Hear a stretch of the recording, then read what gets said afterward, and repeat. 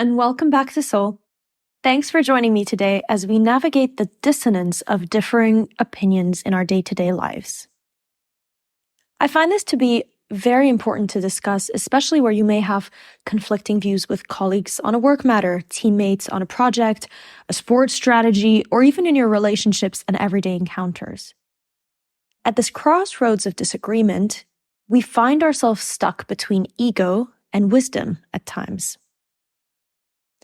I want to introduce Socrates, a prominent Greek philosopher. While not my or most people's favorite philosopher, he was onto something when he emphasized his ignorance in discussions.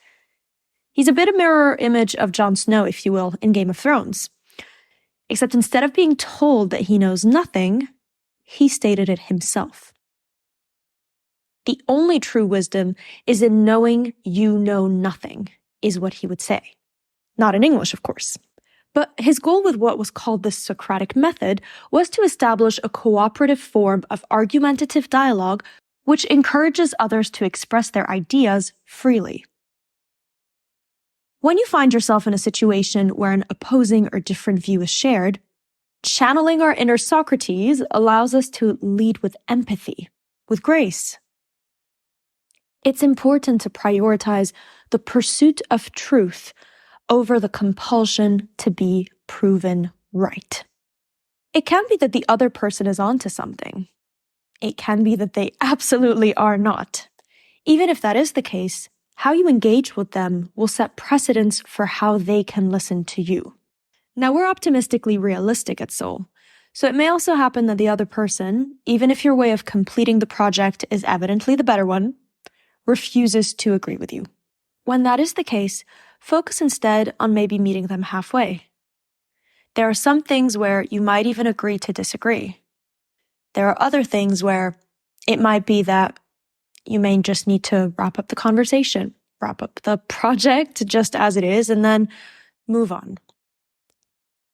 Truly listening to counter-arguments demands a departure from the ego-driven mindset that seeks validation over understanding. This can be applied in your relationships as well. When your partner, your friend, anyone says or does something you don't agree with, listen to them first.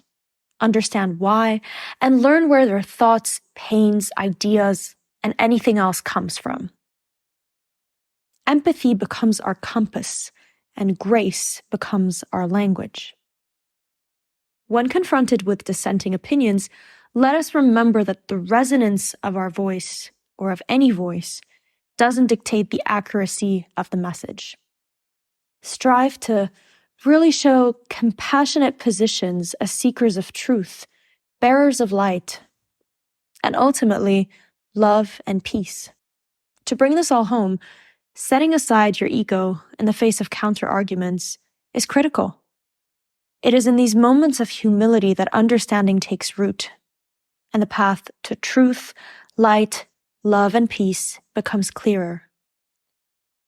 Navigating this diverse landscape of opinions calls for leading with empathy and grace, recognizing that the quieter voices often carry the weight of wisdom, and the pursuit of truth transcends the need to be right. All that this means is that seeking truth is more important than being right. Now, we also need to step a little bit on our egos and acknowledge that sometimes we think we know the truth, but that's not always going to be the case.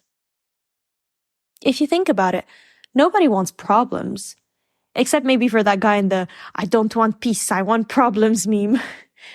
If you don't know what I'm talking about, Google it for giggles.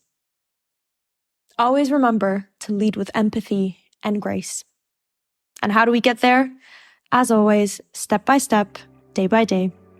Thanks for joining me today and for lending me your ear. I hope that you feel you've kind of learned something today and that you can take this out and implement it in practice in your day-to-day. Have a great rest of your week, and I'll see you next week on Soul.